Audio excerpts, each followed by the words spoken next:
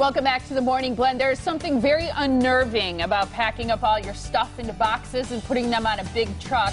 It's a big job. It can also be very emotional and stressful. But the thought of placing all your belongings into your dream home can make it worthwhile. Here with some helpful ways to take the stress out of moving is Rachel Schwab from the Equitable Bank. Good to see you again. Good to see you guys Hi. too. Yeah, so moving this time of year, a lot of people are gearing up to do that. You've got some tips to make it a little bit more easy and less stressful. Yep, absolutely. Right now we are in full swing for home buying season here in Wisconsin. The weather's hopefully getting nicer and going to stay that way, so people are ready to move. But you want to make sure that when you are considering that move that you make sure to take the steps to make it a little bit easier on you, because it is a stressful event. Maybe not as stressful as having a kid. I've done both, and I agree that the kid is probably more stressful. Especially that first one, right?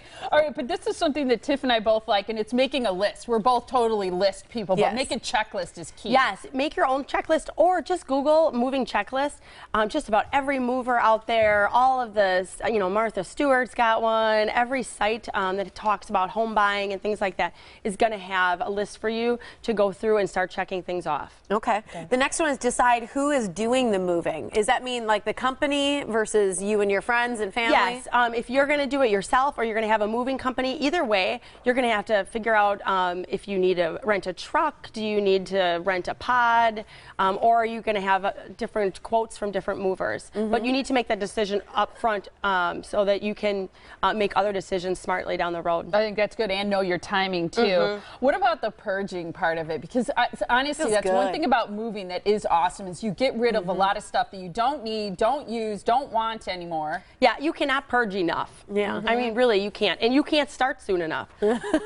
Really. So start going through every single closet, cupboard, every nook and cranny in your house and start purging. Whether you have a rummage sale, you donate things. There's a lot of places that will come and pick up your furniture and stuff like that for free, even like Salvation Army, for example.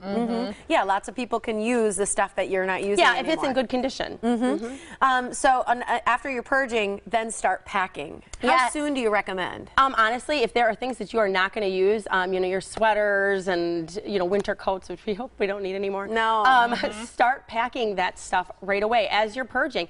Make a pile of things that have to be packed, and just start putting things in boxes that you're not going to be using. Use good boxes, sturdy boxes. Honestly, make such a big difference, especially when they're loaded on the truck and someone's throwing your valuables around. Absolutely, and there's all kinds of tips that you can find at the different moving companies' websites that tell you how to stack your dishes on the end, have glass stemware upside down because it'll help them not break. Also, if you think you're not going to have the time to pack or you just don't want to or whatever, the movers can do that for you. And then the liability is also on them if something breaks. Yeah, it's true. A lot of my friends have used movers, and they do say the stress level is like way down here when they come in to pack up, and it's all done in a day, and you're not having to do it yourself. Yeah, and that is nice. Unfortunately, it's not always affordable for everybody.